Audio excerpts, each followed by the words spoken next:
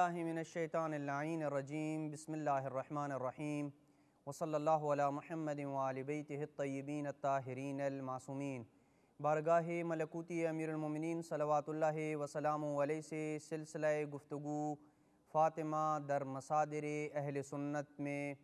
اس مقام پہ پہنچا تھا، اور گزشتہ اقساط میں ہم نے جناب سیدہ کے متعلق 3 عناوین کے ضمن میں گفتگو کی تھی، اور اہل سنت کی معتبر ترین اور صحیح السند روایات سے جناب سیدہ کے لیے یہ 3 عناوین ثابت کیے تھے کہ فاطمہ سیدۃ نساء العالمین، کہ جناب سیدہ عالمین کی عورتوں کی سردار ہیں۔ سیدۃ نساء ہذہ الامہ، فاطمہ اس امت کی عورتوں کی سردار ہیں۔ سیدۃ نساء اہل الجنہ، کہ فاطمہ اہل جنت کی عورتوں کی سردار ہیں۔ تو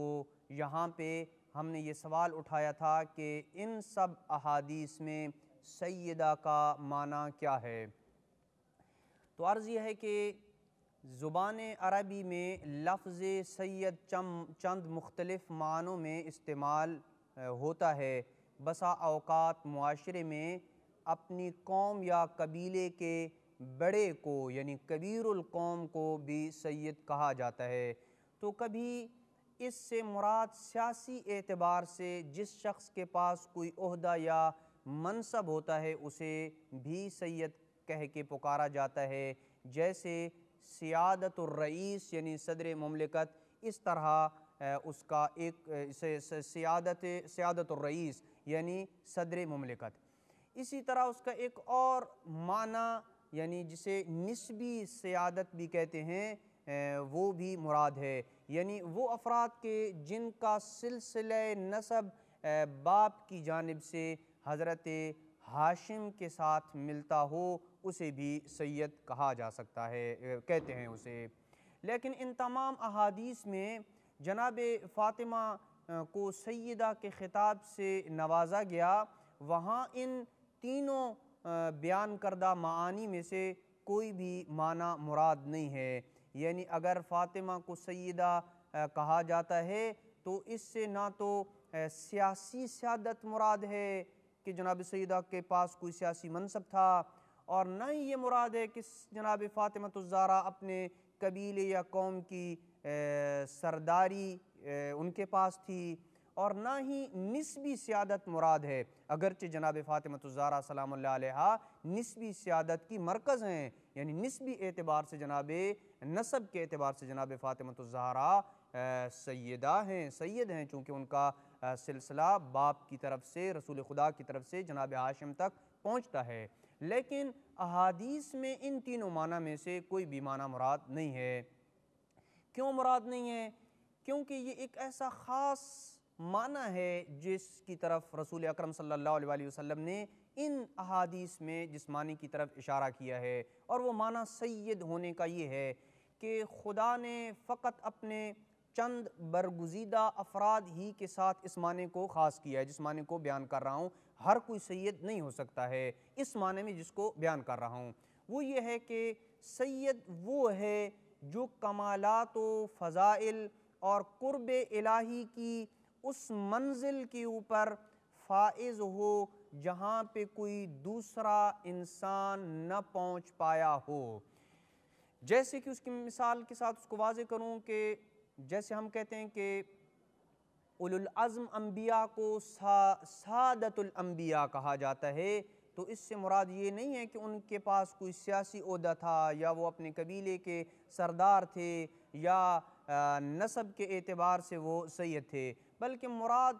وہی خاص معنی ہے کہ فضائل و کمالات و قرب الہی کے اس درجے پہ یہ 5 ہستیاں فائز تھیں، یعنی اولو العزم انبیاء، جہاں پہ کوئی دوسرا نبی فائز نہیں تھا۔ اسی طریقے سے جب ہم ختمی مرتبت صلی اللہ علیہ وسلم کو سید الانبیاء کہتے ہیں تو اس سے بھی مراد یہی ہے کہ فضائل و کمالات اور قرب الہی میں حبیب خدا اعلیٰ ترین درجے کے اوپر فائز ہیں، اور پوری کائنات میں کسی نبی کو وہ مقام حاصل نہیں ہے کہ جو ختمی مرتبت صلی اللہ علیہ وسلم کو حاصل ہے۔ پس جناب رسالت مآب نے پوری کائنات کی عورتوں پہ جو سیادت حضرت جناب فاطمہ سلام اللہ علیہا کے لیے بیان فرمائی ہے، اس سے مراد بھی یہی ہے کہ آپ اپنے فضائل، اپنے معنوی کمالات، اپنے مناقب اور قرب الہی میں اس منزل کے اوپر فائز تھیں کہ جناب خدیجہ، حضرت آسیہ اور مریم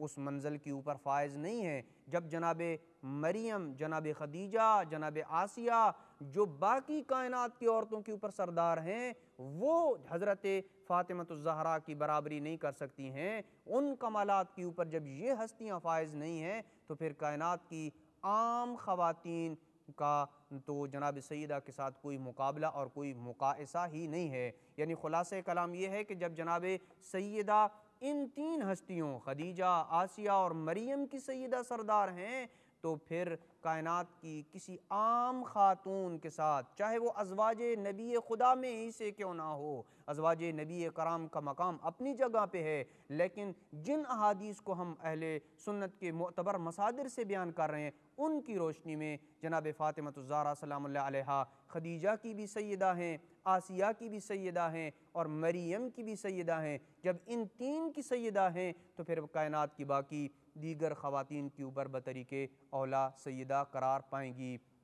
پس یہاں سے واضح ہو جاتا ہے کہ ان تینوں ہستیوں میں جو فضائل و کمالات پائے جاتے ہیں، یعنی خدیجہ، مریم اور آسیہ، ان کے اندر جو فضائل پائے جاتے ہیں وہ سب جناب فاطمہ الزہرا سلام اللہ علیہا کے اندر پائے جاتے ہیں، لیکن یہ مقدرات جناب فاطمہ کے تمام کمالات و فضائل میں ان کے ساتھ شریک نہیں ہیں۔ اور یہی وجہ ہے کہ جناب فاطمہ الزہرا سلام اللہ علیہا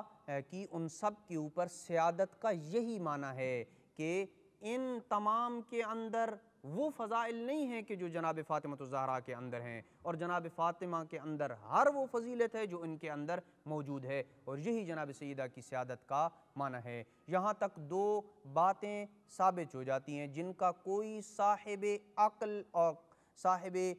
اور منصف شخص انکار نہیں کر سکتا۔ ایک بات یہ ہے کہ رسول خدا صلی اللہ علیہ وآلہ وسلم نے جناب فاطمہ کو سیدہ فرمایا ہے اور سردار کہا ہے، جو اہل سنت کے معتبر ترین مصادر سے ثابت ہے، یہ ایک بات۔ اور دوسری، ان مقامات کو وہ سب مانتے ہیں جو حضرت مریم مقدس کو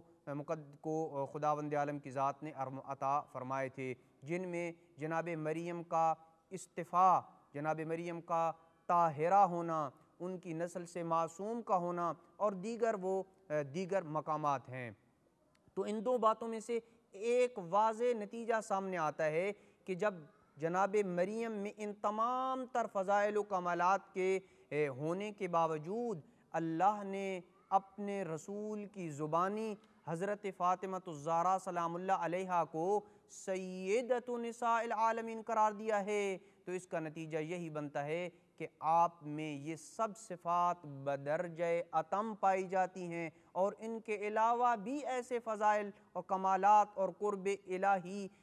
پایا جاتا ہے کہ جو جناب مریم کو نہیں ملا تھا، کیونکہ اگر ایسا نہ مانا جائے تو رسول اکرم صلی اللہ علیہ وآلہ وسلم کی جناب فاطمہ کو سیدۃ نساء العالمین فرمانے کا کوئی مطلب نہیں بنتا ہے، جو کہ ذات رسول خدا صلی اللہ علیہ وآلہ وسلم سے بعید ہے۔ پس ہمیں ماننا پڑے گا کہ جناب فاطمہ کی سیادت اسی خاص معنی میں سیادت ہے، اور آپ دنیا و آخرت میں اسی خاص معنی کے ساتھ سید ہیں جب آپ اس کائنات کی افضل ترین خواتین کی سردار ہیں، تو پھر دیگر تمام خواتین کی بطریق اولا آپ سیدہ اور سردار ہیں۔ وصلی اللہ علی محمد وآل بیتہ الطیبین الطاہرین المعصومین۔